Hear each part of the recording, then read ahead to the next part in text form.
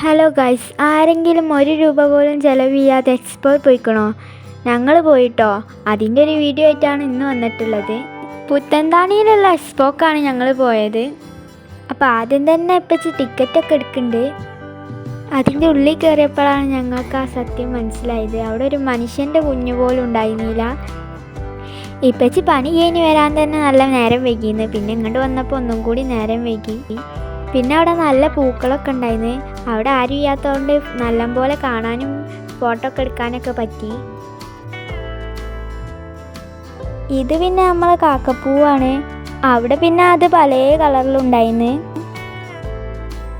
അപ്പോൾ ഈ വീഡിയോ ഇഷ്ടപ്പെട്ടാൽ ലൈക്ക് ചെയ്യാനും കമൻറ്റ് ചെയ്യാനും മറക്കല്ലേ. സബ്സ്ക്രൈബ് ചെയ്യാത്തവർ സബ്സ്ക്രൈബും കൂടി ചെയ്യണേ. പിന്നെ റിസുമോനെ അവിടെ നിർത്തിയിട്ട് ഇപ്പച്ചി ഫോട്ടോ ഒക്കെ എടുത്ത്. പിന്നെ അവിടെ പലതരം മീനുകളും പ്രാവുകളൊക്കെ ഉണ്ടായിരുന്നു.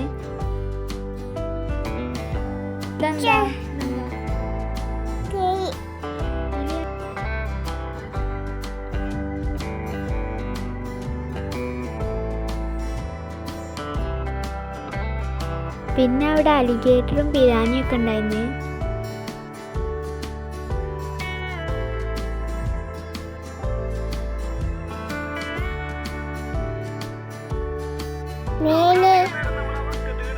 എന്ത് മീനാ?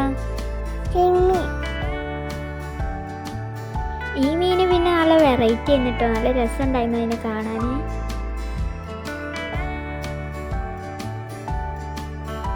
പിന്നെ അവിടെ ഒരു പേഷ്യൻ ഗേറ്റ് ഉണ്ടായിരുന്നു. അതിന് ഞാൻ കുറേ വിളിച്ചിട്ടോ, പക്ഷെ അത് മെയിൻ്റെ കൂടി ചെയ്തില്ല. അത് ഉറങ്ങി തൂങ്ങി നിൽക്കുന്നു കേട്ടോ.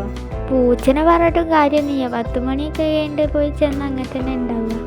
ഓന്തൊക്കെ പിന്നെ നല്ല കൂർക്കം വലിച്ചുറങ്ങുണ്ടായിരുന്നു. കൂർക്കം വലിച്ചിട്ടല്ല, എന്നാലും ഉറങ്ങുണ്ടായിരുന്നു. ഇതെന്താ റിസു? ഇതെന്താ? പിന്നെ ഇത് അടുത്ത പൂച്ച സാറ് ഉറങ്ങിക്കണം കേട്ടോ.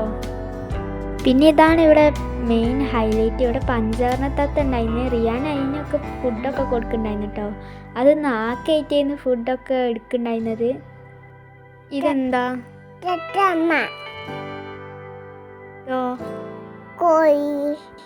പിന്നെ ഈ മയിലിനെ എനിക്ക് ഭയങ്കര ഇഷ്ടമായിട്ടോ. നല്ല ക്യൂട്ടായിട്ടുണ്ടായിരുന്നു അതിനെ കാണാൻ. പിന്നെ അവിടെ ഞാൻ ഒട്ടും പ്രതീക്ഷിക്കാത്ത ഒരു അതിഥി ഉണ്ടായിരുന്നു. ഇതെന്താ? ഇതോ?